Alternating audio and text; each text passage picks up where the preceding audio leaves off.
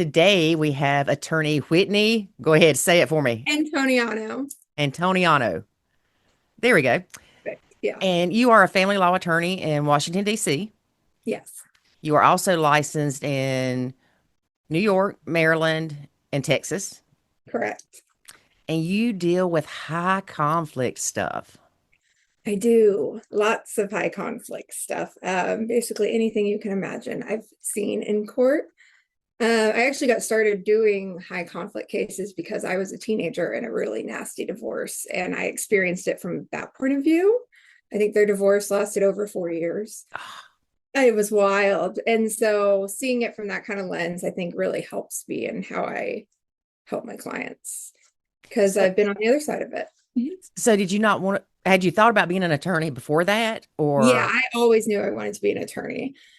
I'm assuming somebody told me when I was really little and arguing or something that I'd be good at being an attorney, and then it stuck along the way, and I always knew that's what I wanted to do.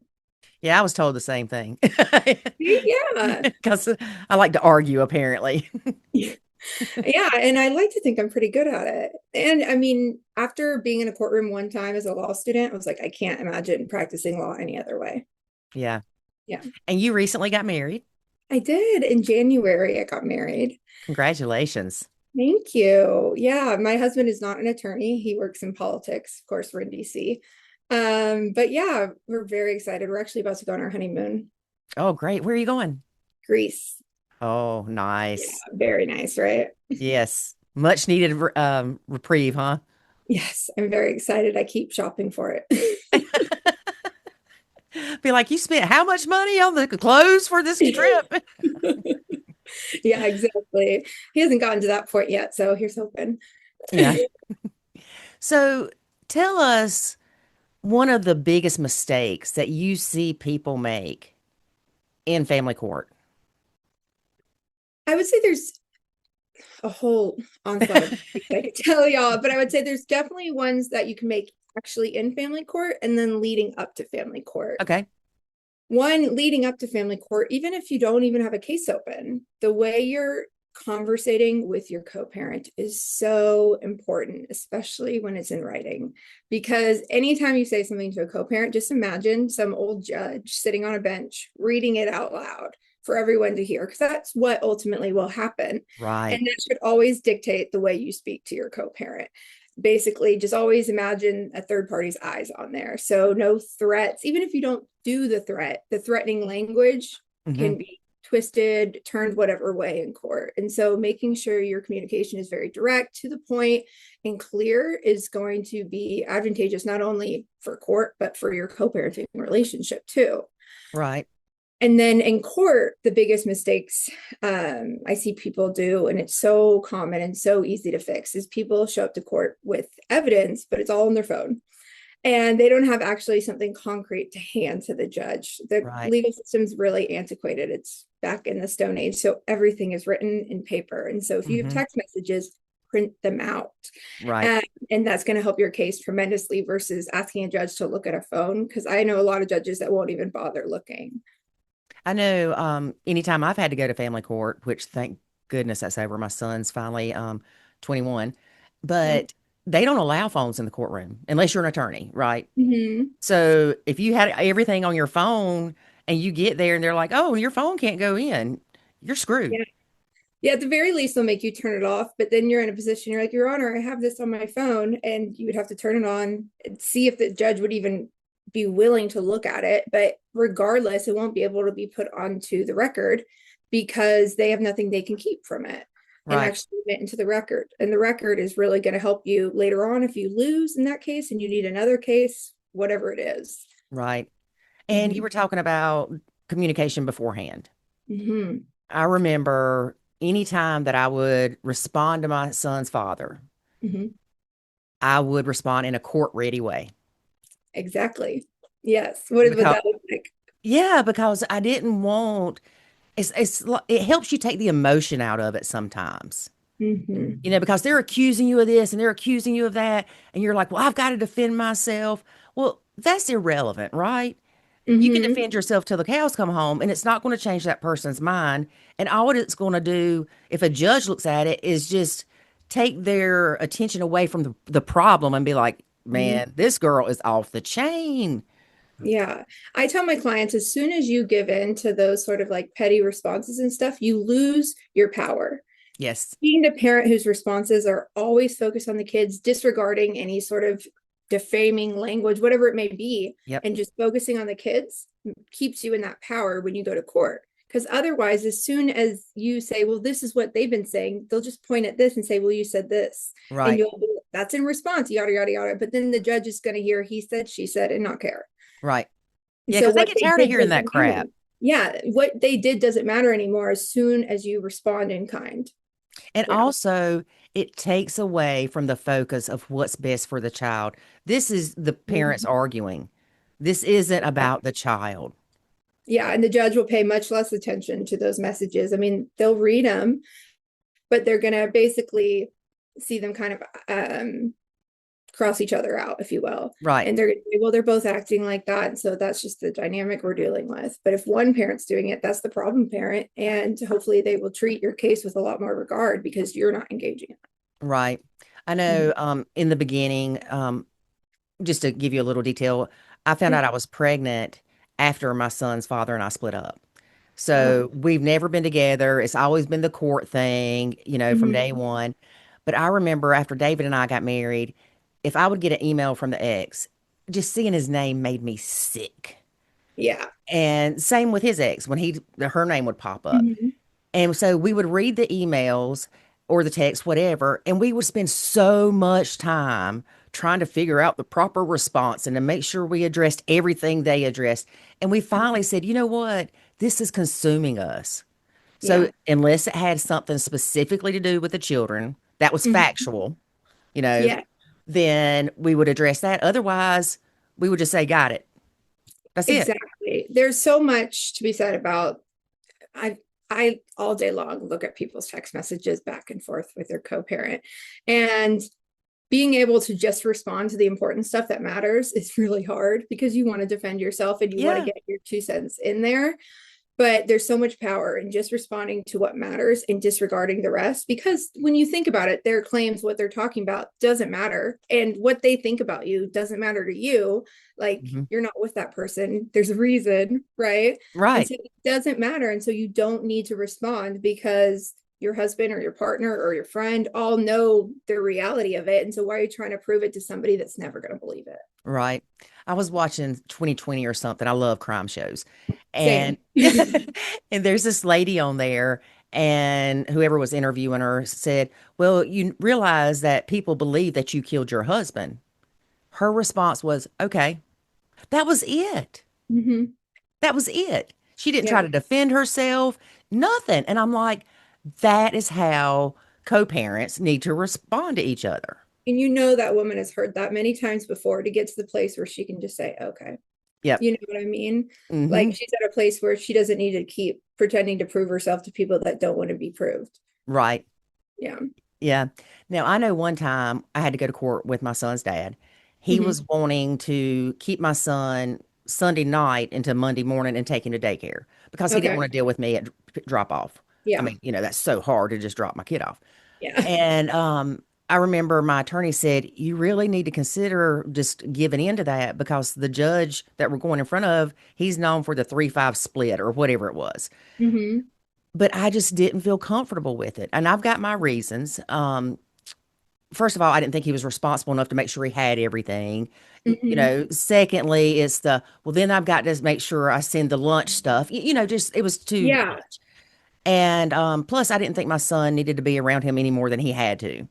Hmm. And so we went to court, and I remember my ex got up on the stand, and the judge asked him something, or the attorney asked him something, and he went, as soon as he did that, the Hmm. judge looked at him, and I saw the judge was like, he's a butthole. I mean, you could Yeah. just tell. It's like, give them the rope to hang themselves. Yeah, that's what I tell clients all the time. Also, when we're going into court, I go, watch your face because the judge is listening to what the witness is saying, but they're watching you. And if you're Hmm. making all those reactions and like petty sort of responses, they're going to judge you. I Or mean, rolling your eyes every time. you're judging the credibility of everybody. And if you're having those reactions because you can't help yourself, the judge is going to consider that. Yeah. Absolutely. Um, in regard to the dropping him off at school, right? I have a client who we recently had to enter a temporary agreement, and part of it was dad dropping the child off at school. And we were really concerned about like whether he'd be able to do it. The judge ordered it, and so we're trying it. The other day there was like a delay because of the weather. And so the schools opened late. He just came and dropped the child off with mom because he didn't know like what else to do. He was like, well, school's delayed, so you have to take him. And she's like, no, that means you take him later to school. What are you talking about? Hmm. So it's a really good example, maybe, of what you might have been concerned about. Right, right. And then to a judge that looks like dad just couldn't handle it. And And dad, not only that, dad can't manage the child without mom. right, And the whole point of a custody decision, custody order, is setting something up where both parents don't need to rely on one another when they have the children in their care. right, It's especially high conflict. The judges don't want the parties having to consistently rely on one another because that just opens up opportunity for conflict and issues to arise. right. We Yeah. also had to go to court ordered counseling. Yes. So that was fun. And Wait, counseling between the two of you, between the child, how'd it work? the two of us, the Oh, parents. okay. Yeah. Counseling for the parent. Interesting. Yes. And Okay. so my attorney subpoenaed the counselor or Mm-hmm. whatever. And the counselor basically got up there and said, well, she's here trying to make things better. He's only coming because you're making him. Mm-hmm. And the counselor said his hate for her outweighs the love for his child. That's like the number one concern anyone in family court has of that Yes. situation. And I hate how often I see that. Probably in Yeah. a good third of my cases, it's very clear that's what's going on, right? Yeah. They have an obsession with hating the other parent. Right. Now, I know it's easier for you to see it because you're dealing with these people. You're Mm-hmm. seeing everything. Well, a judge is only seeing a little bit of that. Mm-hmm. How often do you think the judges really see that? Because you've got this small amount of time, this small amount of evidence that you can, and you can't Mm-hmm. just go, Judge, he's a douche, right? Yeah. I mean, Well, I can. I'll say it a little differently, but then you have to back it up with proof. So the only time a judge actually gets what you're saying is if you have stuff to show for it, mhm, whether it's text messages with threats or crazy things they're saying about the other parent, whether it's another third party witness that can testify to some of these things. Always those additional forms of evidence just pad your story and ultimately make it more believable than his or hers. right, And so that is so imperative in order to get a judge to really see what's happening is they want proof because you think of them all day long. They're hearing qualms between people's relationships, parenting, he said, she said consistently. And that's all they mhm, really ever deal with. yeah, So having something separate from he said or she said is so helpful to be able to give clarity to that judge. And right, so without that, it's going to be almost impossible for them to really see that that parent is hating the mom or dad more than they love the child. right, So that's the most important thing. I think also in those situations, if you can afford a lawyer, that's so imperative because having like a neutral party explain this to the court is so helpful because you're no matter how prepared, no matter how ready you are, it's going to be tainted by your feelings and all that. And that's going to come across. And having a lawyer who can advocate how you feel and all the things that are happening neutrally, not mhm, neutrally because they're in your favor, but in a way the judge listens to, right. is so helpful. Yeah, and I mean, we know attorneys are expensive, and I mean, y'all work your butt off, right? Well, some of you do. Yeah, I think hopefully most of us, but I definitely do. I Yeah, do. but I know I had someone tell me, "Well, why don't you represent yourself?" Because Mhm, I'm telling you, I was in and out of the court system 18 years, mhm, and I knew that no matter how much I tried, I could mhm, not be non-emotional when it came to my son. mhm. I mean, that's my baby, I tell people, obviously, I just got married. We have no plans to divorce, but if I got divorced, I'd hire a divorce attorney right? myself, and I'm a divorce attorney. I do all the time have people coming to me who really just can't afford a lawyer, and I'll give them advice, consult with them on kind of guidance on how to represent themselves the best they can. But yeah, Mhm. I think if at all possible, it's always a good idea just to give yourself that peace of mind too. Right. And everybody's thinking that Chat GPT or whatever the AI stuff is going to help them be an attorney. And it No. can help you, but it can hurt you. It can There, help like clarify how you're feeling and like iron that out and get it written down, maybe. right. But when it comes to legal pleading, stuff like that, there's already been multiple attorneys disbarred for using ChatGPT. Really? Yeah, like I'm not sure what the case was, but some attorney had ChatGPT write a motion for him, and he didn't even review it. And ChatGPT just used fake cases. And as attorney, if he had reviewed it, he would have realized those are fake cases. But I'm assuming as a person that's not an attorney gets a motion filed, they're citing fake cases. You won't know the difference because you don't know how to look up the case or Right. anything like that. You file that. I mean, attorneys are getting disbarred for that. And so imagine how that looks on your credibility. Wow. It's like, Yeah. I think AI is great in certain realms. Like I'll use it to help me take notes during consults, stuff like that, like organize my thoughts. Right. When it comes to giving something to the court, I have, I'm not ready to do that. I don't think anyone is, just because it's so, the court is really not having it. Well, even just in general, Mm-hmm. some of my son asked it something one day, and what it responded was the complete opposite of what it should have responded. And we just laughed Mm-hmm. about it, and we're like, but people are relying on it so much that they're not saying, wait a Mm-hmm. minute, that doesn't make sense. They're not using their brain with it. They're trusting this AI. I have people come to me all the time and they're like, I already wrote the motion. I just need you to file it. I'm never going to do that because one, I'm not going to file somebody else's thing. It has my name on it, my credibility, my license is on the table. But oftentimes it's just ChatGPT wrote something for them and they just want it to come for a lawyer. And I'm like, not having it. I'm sorry, but Hmm. I have to review it and change it accordingly because that's just too dangerous for myself and for my client. It's going to look terrible for them. And a lot of times it takes you longer to review it and change it than just to draft it yourself. 100%. Yeah, that's definitely the case. Yeah. Yeah, I have so many clients come to me with ChatGPT, and there's a lot of ways where they'll bring me notes from ChatGPT after they've like given them all of their notes. Like they've been making notes in their phone about exchanges, stuff like that, Hmm. which is all my clients to do. Keep notes in your phone. Document everything. Everything. Yeah, if you don't have a co-parenting app, then keep a note in your phone with all these times, everything. I had a client once and it was genius, and I had never even thought of it. Every time she arrived at an exchange, she would text herself here. And it gave that date and time stamp to Oh, substantiate it. And she was doing it through like a co-parenting app. So it had her location attached too. It was just amazing to use in court. It was so helpful oh, wow. because there was disputes as to when people were showing up, and so that Hmm. was just a really creative way to do it. But yeah, doing all that and putting, maybe if you gave ChatGPT all of your notes from like 100 days of whatever and ask them just to organize it for you, maybe. Other than that, you're better off just giving your lawyer all the notes and having them go over it. Yeah, and you still better check it if you have AI do it. Always, yeah, double, triple, quadruple for sure. Yeah. Yeah, I know with my son, there was an issue with the times thing, like you mentioned. And the place that we exchanged my son actually had a billboard with the time on it. Oh, Now, you got to nice. think this was a while back too, so Yeah. phones weren't as up Yeah. to date as they are now. But so I would take a picture of the thing and then I would take a picture 20 minutes later. And Yeah. here's my thing is I know I was so afraid that I was going to get in trouble. Hmm. Like if my ex didn't show up and it's been 20 minutes, when can I leave and not get in Hmm. trouble? I mean, there was a time that he didn't show up and I left.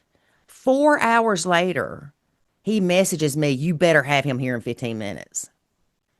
That's not a Well, situation where I think you would get in trouble. huh? I don't think that's a situation where you would get in Well, I trouble. wouldn't either, but Good. fear drives us, right? Hmm. And so it's like, okay, let me stop what I'm doing and take him for his 2 hours that you're going to have him for now, Yeah. just so I don't get in trouble. Hmm. But what's the best way to not let fear drive us? Because we can't call Whitney all the time. Say, Whitney, Yeah. he just messaged me this, and plus we don't want to run up our attorney bill, right? So, Yeah. Right. Yeah. No, because attorneys charge by every 6 minutes. So yeah, you definitely don't want to do that. I think in regards to like how long do you wait at an exchange before it's reasonable for you to leave? I think it's such a judgment call, and it depends on like let's say how long he's going to have the child for. If he's going to have the mhm. child just for a couple hours, like you said, and there's another exchange that same night or even in the morning, I think you would wait less time than you would if it was like for a week time Right. with them.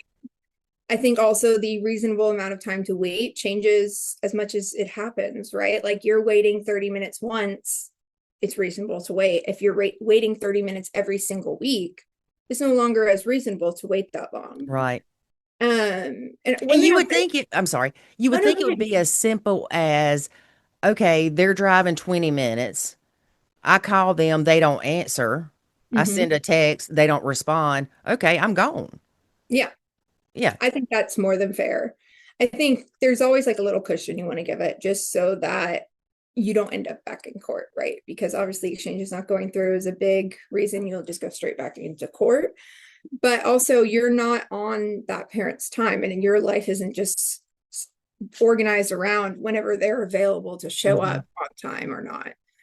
Um, I forgot what I It's, was going to say, but in regards to like the exchanges, stuff like that, I think let's say you leave after 20 minutes and you do end up back in court and he's saying, well, she didn't exchange with me this day.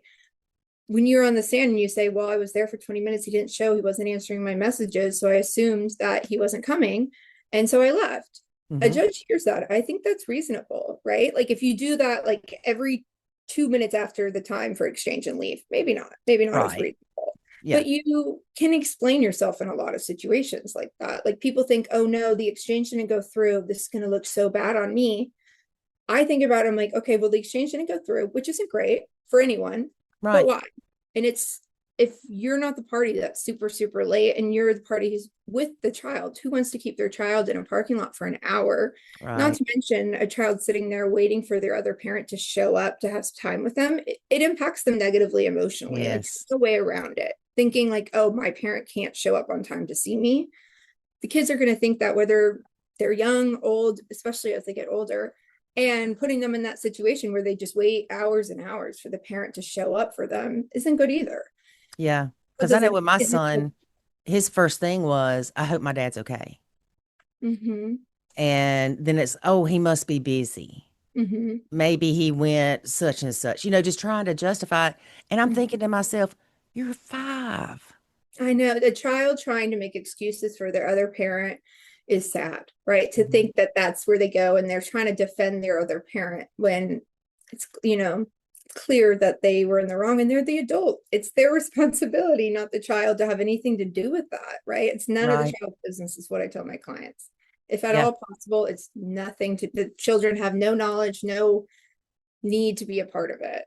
I do my very, very best to keep children from testifying. And if they do, it's through a guardian ad litem or best interest attorney or through like out off the record sort of situation. Because when I was a teenager, I testified in court and I remember it so vividly. And I'm 32 now, but I think about it, I'm like, this is not something that's just going to be a normal memory for them, right? It's going to weigh on them, even if it was the Yeah. easiest day in court possible.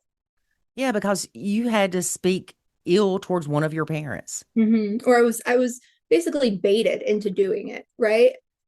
And like trying to respond to an attorney who's baiting you as a teenager is like, huh? Yeah. Right? Because you're not understanding what they're doing. Yeah. Yeah. And it's like, you're not going to put me in this position, but that's the position you're in regardless. And you really have no control of over it as a kid. And I know here, it's not as simple as letting the child talk to the judge. Yes. Everybody thinks it is. Even my son, right or wrong, from the time that he was able to understand a little bit, I Mm-hmm. told him that his life is dictated by a court order. Mm-hmm. The judge says you have to go, Mm-hmm. because he was questioning why he had to go. And I was like, because your dad needs to spend time with you. And well, I don't want to go. And so it's like, okay, look, here's the deal. You have to go. Mm-hmm. And so I remember one time he's like, when can I talk to the judge? And I Mm-hmm. was like, I don't think you can. Mm-hmm. And he's like, well, we need to figure out how because he did not want to go. And Mm-hmm. that's normal for a lot of kids not to want to go, Yeah. even if there's no reason, and Mm-hmm. he did have some reasons, but they weren't enough of reasons to where I felt comfortable keeping him again without getting in trouble. Mm-hmm. You So know, true. Yeah. In those situations, like I have clients, so many clients where that's the case. The kid doesn't want to go. And I tell them, I go, you do exactly like you just said. You motivate them to go, you remind them that it's good to spend time with that parent, all of these things to your very, very best ability. And as the child gets older, their feelings on the topic start to matter more. And so we're, or at least here in Maryland, DC, typically it's around age 14 that the court will start kind of considering the child's wishes on whether they want to go or not. Still, when they're 14, I do my very best to keep them out of court, whether it's that guardian ad litem or best interest attorney advocating for what they say, or you can file for an in-camera review, meaning the judge and the child speak together. But again, that's only in very, very few situations because I think it is potentially so damaging. Yeah, But yeah, because it's so common for a kid to want that. a child may not want to go to the other parents because they make them do chores. I mean, that could Exactly. be as simple as, it's not abuse. It's, well, they make me clean my room. I don't want to go. Or they make me do this. But to the bio parent, like if my son was saying, I don't want to go, my dad's mean to me or whatever, then as a parent, you're like, oh my gosh, I can't send my child to somewhere where somebody's mean to them. So it's, you've got to kind of, I guess, step back a little bit and understand why the child's not wanting to go. Now, I did have a counselor one time tell me about my son. She said, don't act like he's going to the circus because he's not. Because I Okay. would like be like, oh, you're going to have Build up to it. fun. You're going to, Yeah. y'all are going to probably go do this. She said, and when he gets there and he doesn't have fun, you're the liar. I'm like, Um, oh, never thought of that. yeah, that's good advice. I mean, basically treating it as this is just business as usual. The Yeah. norm is to have time at both of these places. But that's when people don't realize that one of the reasons why child support is set up the way it is, like with using income as part of it, Mhm. not just the split in time, is because they want to be able to create as normal of a transition between both homes as possible. Like I always tell people, imagine that you're a billionaire and your ex is dirt poor, like Mhm. doesn't have TV, anything that the kid can use or enjoy while there. As a young child, it's just by nature, they'll probably start preferring to be at the more comfortable house. Yeah. And it can lead to that disparity where they don't want to spend time with the other parent, not for any cause of their own, just because it's not as comfortable as the other house. And that's a big reason why income is used in the factoring of child support so that they can hopefully create like a similar environment amongst the two houses. But Yes. people are very upset about the fact that income is used. And I get it to a point, right? But it's the system we have. So you have to make it work for you instead of try to work it. Yeah. Well, and that could be a whole nother podcast about child Yeah. support, like how people go about trying to manipulate their finances and working under the table and all that stuff. Yeah. Quitting their job, as soon as I see that, I immediately have their income imputed to their previous income. And then they're like, well, I don't have a job. I'm like, well, that's your fault. Yeah. Yeah. Exactly. I know, since I do Nacho Kids, one of Yeah. the times that we went to court, is after I started doing Nacho Kids full time. Hmm. And so, of course, he pitched a fit. Now, first of all, he wanted child support recalculated, and I told him, I said, that's probably not a good idea Hmm. Yeah. because regardless of my situation, you're making a lot more money than you did back then. Well, of Hmm. course, he didn't listen to me. And so the attorney said, well, we're going to impute your income as what it used to be. Hmm. And I was like, well, it's nowhere near that, but that's fine. That's fine. Hmm. They say you can go get a job making this because that's what you made for 7 years or whatever, which makes sense, right? Yeah, But he still had to pay more in child support. exactly. And Yeah. I'm like, tried to tell you. I'm telling you, whenever I have like modification of child support cases, maybe a third of the time it goes up when they were expecting it less, or it's the opposite of what people expected Hmm. because they don't remember that their income has changed and that everything probably has changed. And there's factors that will work against you and for you. Hmm. And a lot of the times it's just they see one person doing better and they get greedy or don't feel it's fair, but they're not looking inward at what their situation has changed or how it has. Yeah, I'm Yeah. going to pay 6 grand to an attorney to pay $10 less a month on child support. Right, exactly. It's Yeah, ridiculous. that makes perfect sense, doesn't it? No, I tell clients that come to me to do a child support case when that's the case. I'm like, you know how much money you're going to spend ending up to pay more money, right? Right, Like, right. I have too many cases to be just taking on cases for the sake of making money. I can't have to be real with my clients because it's ultimately going to bite them in the butt if I don't tell Yeah. them. Yeah. Now, does DC take into account, so like I remarried, would it take my husband's income into account? I know some states do, some states don't. Yeah. At least, so Maryland and DC, Maryland just passed a new law where, so answer your question first. If you aren't making any money, the court may be able to use your spouse's income as your own. Let's say you're a Right, homemaker, you're not making any money, and then they may impute their income as your own in order to calculate child support. right. It's not a guarantee and it's not a given, but they have the ability to do that. Hmm. Maryland also just passed a law where you get a credit if you have other children in the household that aren't like on a custody or child support order elsewhere. Like, a couple of my clients have had another child since their separation with a new partner, and now you get credit for having a kid at home without a child support order, which is really helpful for a lot of people. So Maryland and DC both do that now. So you get basically more child support because or your income is lessened in the calculations because they're realizing that part of your income is going towards that other child that's not a part of any child support order. Right. So say for instance, just to use easy numbers, Yeah. that um my son, okay, use my husband Hmm. and say his kids, say he was paying $500 a month. Hmm. Then we had a kid of our own. Well, his child support could actually go down Hmm. because we had a kid of our own. Yeah. And the way it would change is the number they use for his income in calculating child support would be a little bit less. I'm not Yeah, sure. so instead of $60,000 a year, it's 58 or Yeah, something like that. something Yeah. like that. Exactly. And that's how it affects the child support. And so let's say your partner has had 3 kids or your ex has had 3 kids since your separation, their income is going to be calculated with a lower number than what it actually is because of those 3 additional children.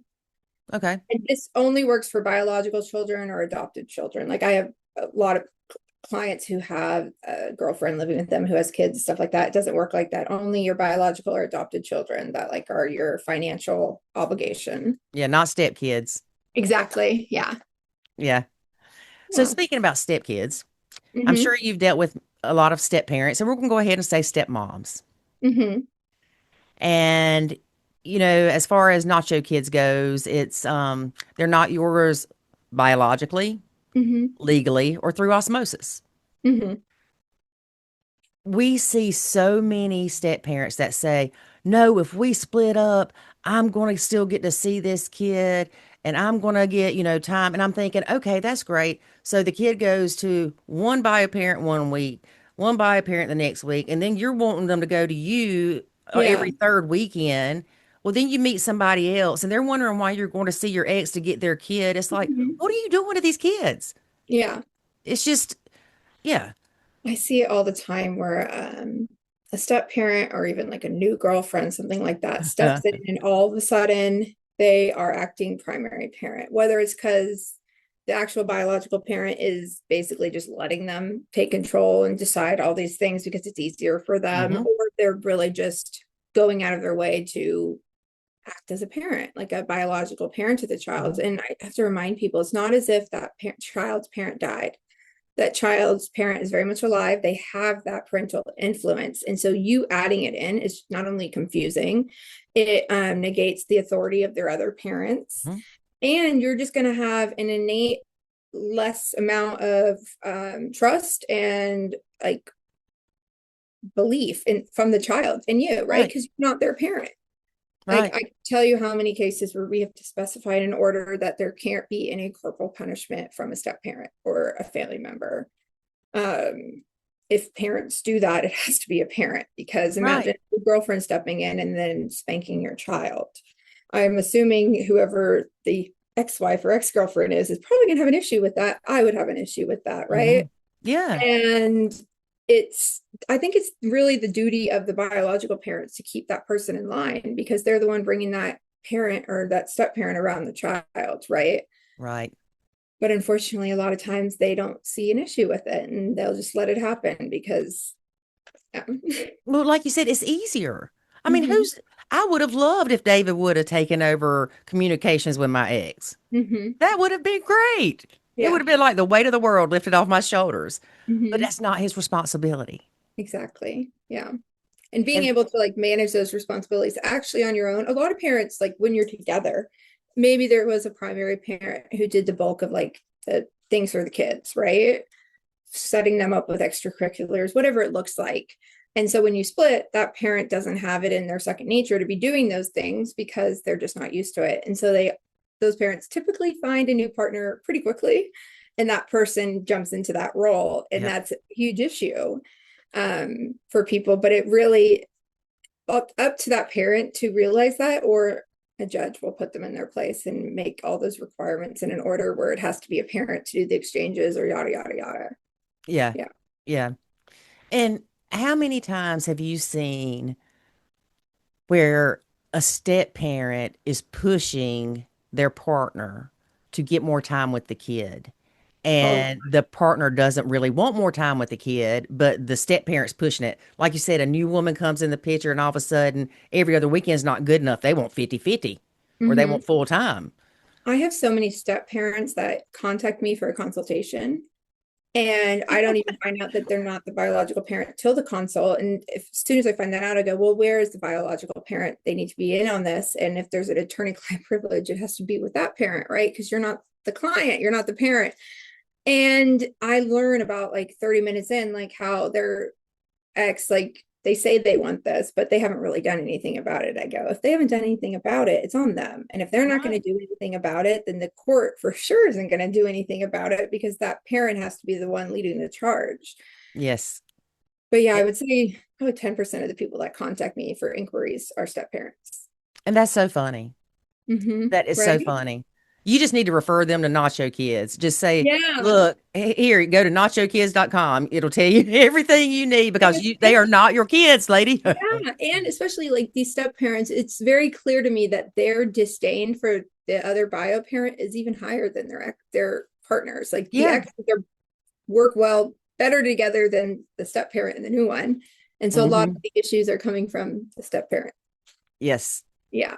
It's hard Yeah. to weed that out, especially for a court, because well, they typically do pretty well when it's like a girlfriend or boyfriend that's stepping over the line, right? Hmm. They're good at limiting it by making sure it's actual the parents that do certain things for the kids, yada yada yada. But as soon as you remarry, the courts, you have to be very clear about what you're asking for from the court, making sure it's not a step parent doing certain things, Hmm. for them to give you the kind of order that's going to be good, where it keeps that step parent in line. Right. Okay. So Yeah. let me ask you this, just kind of out of curiosity, because I've had someone ask me this question. Say that I nacho my stepkids Mm-hmm. and my husband and his ex go to court. Mm-hmm. And she says, well, she doesn't do anything for those kids. Would a judge look at that as a bad thing? I don't think so at all. I don't think the judge is going to hear that and be like, red flag. Like in family court, when there's certain things you'll say that a judge, their ears perk up, right? That doesn't seem to be an issue, I don't think, because your obvious response is, well, it's because I do, because I'm their parent. And the judge, Right. yes, I agree. The only thing I think they would be concerned really about is when a step parent's overstepping, like we were just talking about, or if there's like abuse or Yeah. worries about the fitness of that other parent. Um, like I have a case where my client's ex is with a new partner, and that partner has lost custody of all of her other children. And so it's an underlying concern about Right. like, involvement and stuff. And so in that regard, we did just brought up in court that issue and its relation and basically dad's judgment, what making sure to limit her involvement because of the concern that she's lost custody of all of her Mhm. other kids. And there's multiples. But unless But not saying she can't be around the kid. yeah, exactly. Right. But that dad has to be the one primary parenting them, like he should be, regardless. Right. But making sure that the order had those extra provisions, making those requirements really clear just to protect the kids in case he didn't realize what his responsibilities were or he fell short on them in whatever regard. Yeah. I know we see a lot of, we deal mostly with stepmoms, of course, but Mhm. um, we'll see a lot where they're like, yeah, bio mom hooked up with this guy that's a registered sex offender, and they're all upset about it. And so they're Mhm. wanting, the kid to not go there. And my first question is, well, what does your partner think? Because Mhm. they're the parent. If they Mhm. don't have a problem with it, then it's out of your control. Mhm. Yeah. This isn't your hill to die on. This isn't your battle to fight. Exactly. Yeah. Like if your partner had an issue with it and wanted to go to court and make sure there's all of these conditions where the children can't be alone with that parent, that's more than Hmm. reasonable. But it's up to them. You can't be the one making all the calls for kids that aren't yours. Right. And I wonder how terrible those moms that are put themselves, there's stepmoms that put themselves in that situation. I can only imagine what their own custody cases are like, right? It's like, oh Exactly. wow, because that's their actual children. Yeah. Yeah. But of course, it's completely different when it's their kid. Exactly. Yeah. No, and Yeah. if somebody else stepped in line with their child, I know for a fact they would have an issue with it, right? But Hmm. it doesn't apply to them when they do it. All right. Let me ask you this: Hmm. enforcing a court order. So I know with my ex, for example, there was a case, I mean, a clause that there were to be no paramours spending the night. Hmm. Well, the only way you could prove that that happened was to get a private eye, take Hmm. pictures, because you don't want to take your kid in there and have Exactly. them, say, well, yeah, Susie spent the night last night. Hmm. Um, but the other part of that is the next judge for the next case, of course, my ex is like, I want that out. Of course he did. Hmm. And that judge is like, well, y'all were never married. I don't see why it should have been in there in the first place. So he just kicked it out. Hmm. That's what drives me crazy about the family court system. And it's not because that was removed or even put in there in the first place, because I didn't ask for it to be put in there. But it's the fact that it can change so much from one judge to the next. Hmm. Nothing's black or white. Nothing. I would say maybe child support, but still then there's gray areas. But judges, the biggest thing in family court, which is why there's a lot of people that don't like family court that have issues with it. A lot of people love it all around this realm of how people feel about it. But it's all because judges have so much discretion in family court. Hmm. It's a big reason why, at least in like Maryland and DC, we try our best. Like if that judge is still sitting, you get that same judge when you go back for modification, which is Right. helpful. But otherwise, there is really, because the only way to appeal a family law case, you have to appeal the abuse of discretion. And so a judge abusing their discretion is a very high standard to prove in an appellate court. And if you can't prove it, then the judge was able to use their discretion and decide accordingly. And any other sort of revisory power, like a motion to maybe like contest to something that the judge ordered, you go before Mhm. that judge to make a ruling on their own ruling, which Right. is innately unlikely to happen because most people are confident about the things they do. Hmm. But yeah, it's really such a, I guess, gambling really with what It judge. is. And that's a big reason why a lot of family cases settle. And I think a lot of my cases, I tell people, I go, we could get a judge and you can get a slam dunk, or you can get a judge and get nothing.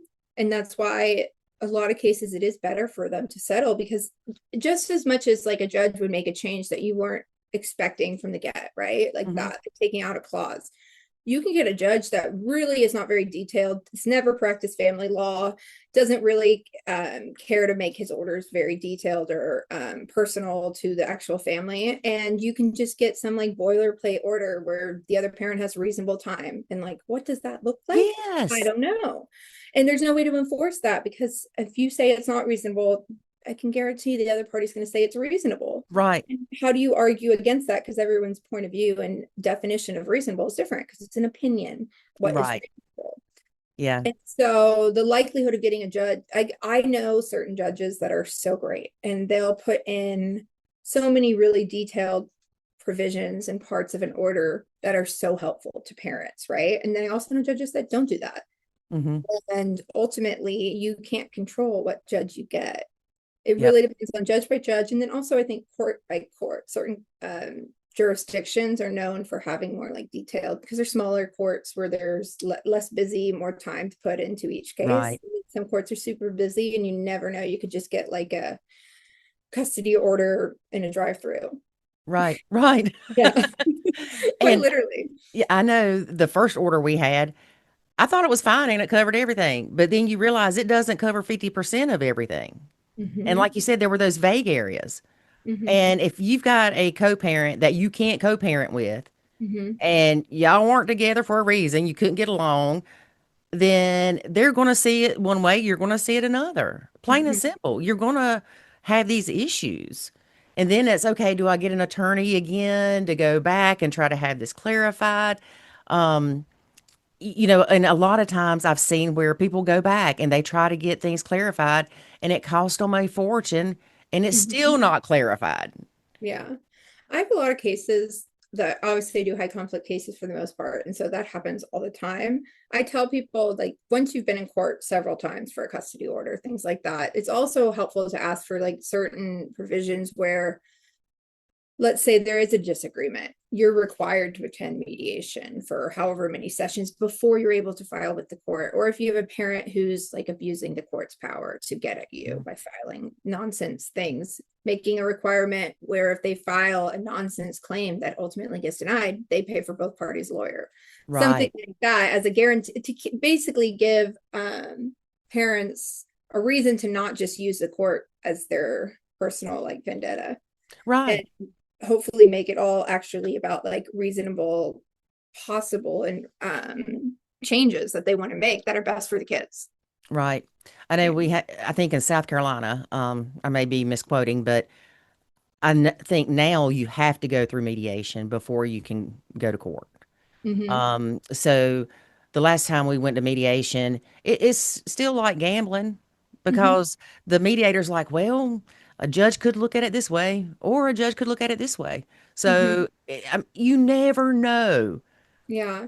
I'll say one thing. In Maryland, for the most part, rather than you may go to mediation as well, but they'll for sure send you to what's called a settlement conference. And a Mhm. lot, most of the time in Maryland, that's done by either a retired judge or a sitting judge. Okay.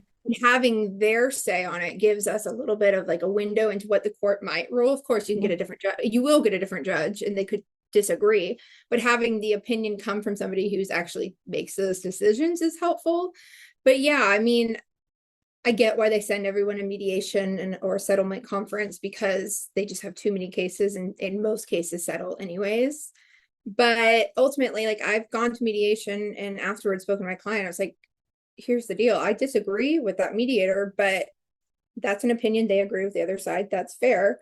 But I don't think that's what the court will do, but it's up to you. And I've had situations where I say that we go to court and the court completely agrees with us. The mediator was completely wrong.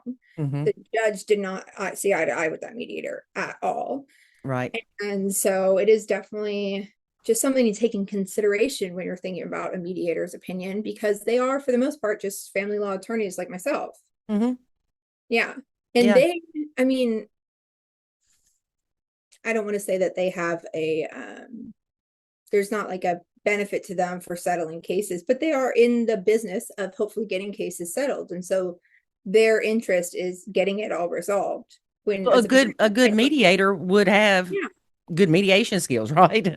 yeah. But as a parent, your interests are your children's, right? And Hmm. so resolving it and then not accounting for certain interests of your kids isn't what you want. And so ultimately, it doesn't make sense to mediate or to agree to anything in a lot of cases. There's a lot of cases I have that judges need to make the decision regardless.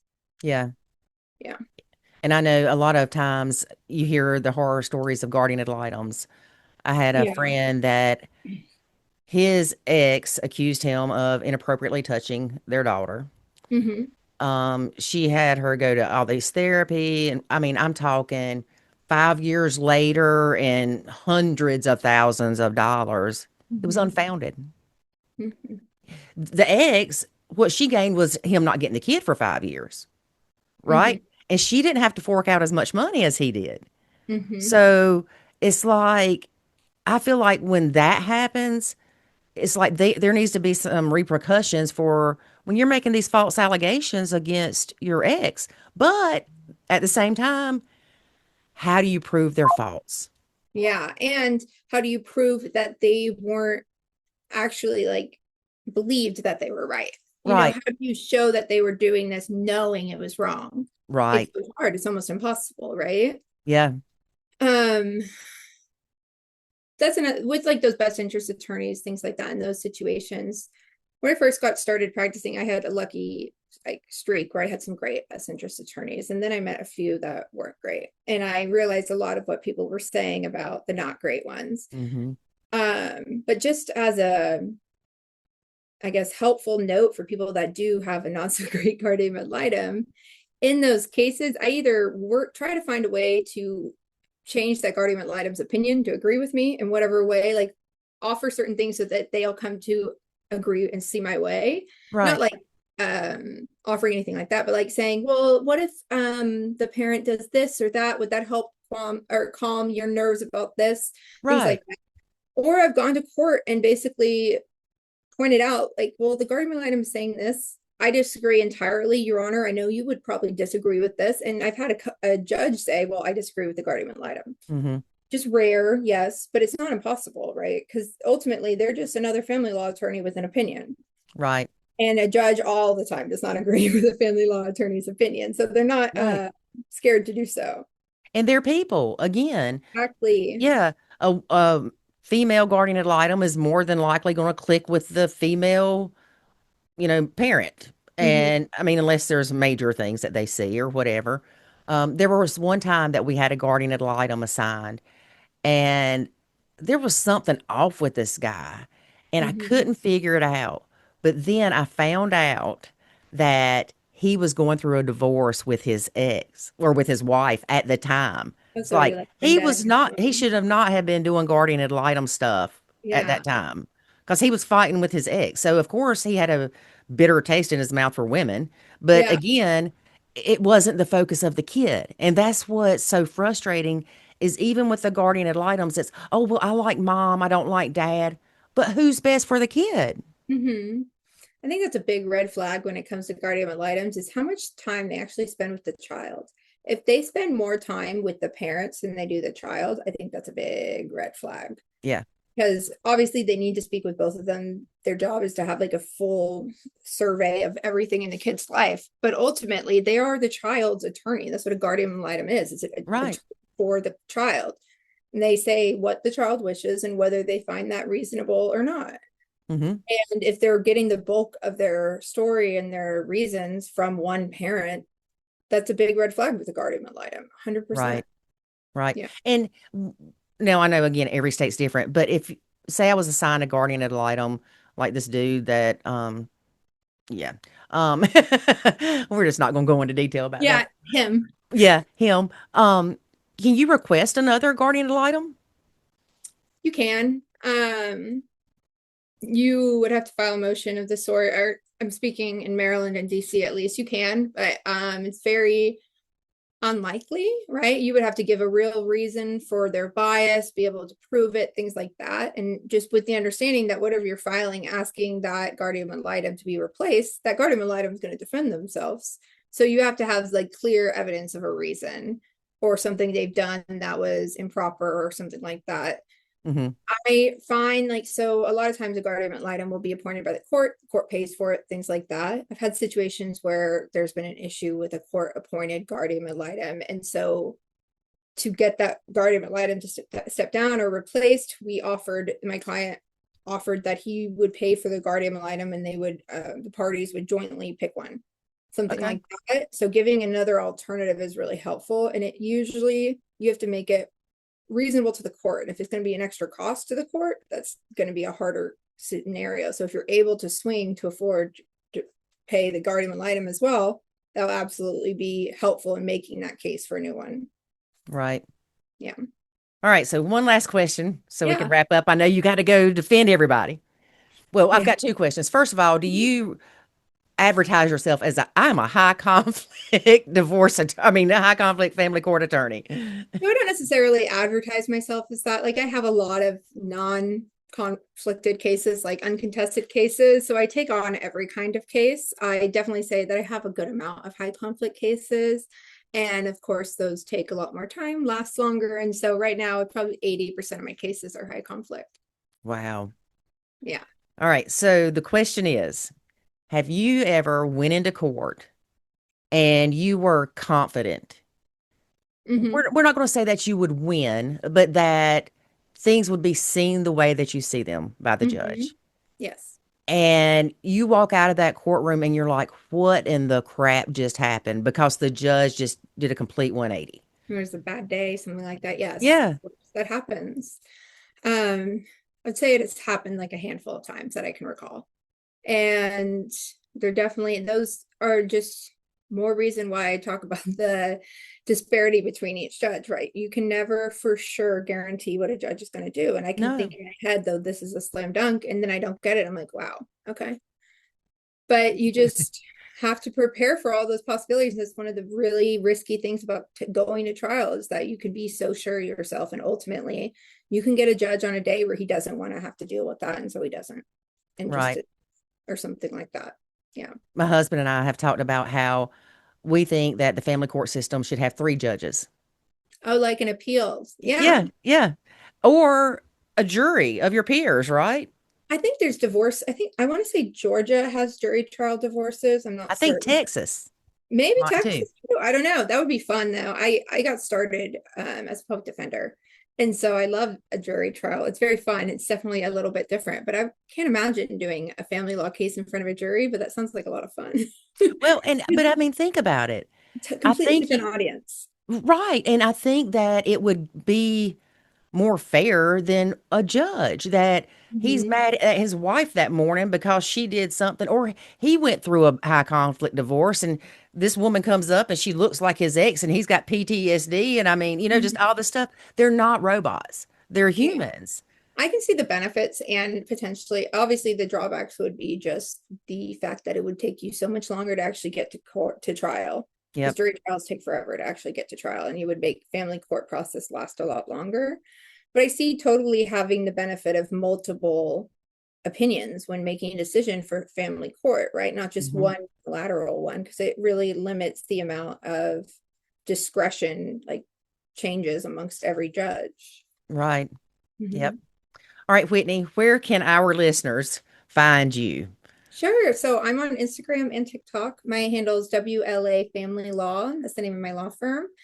I'm under Attorney Whitney on TikTok. But yeah, you can find me WLA Family Law. Also, my website's WLA Family Law. Those are my initials, so it'll be easy to remember. But yeah, I give advice or education, not advice, educational content with family court every day. So if you're looking for some help, you can definitely find it there. Great. Well, we appreciate you taking the time and being a guest on our podcast. Thank you so much for having me. Yeah, we'll have to have you back sometime. I would be happy to anytime. All right. Thank you. All right. Talk to you later. Bye.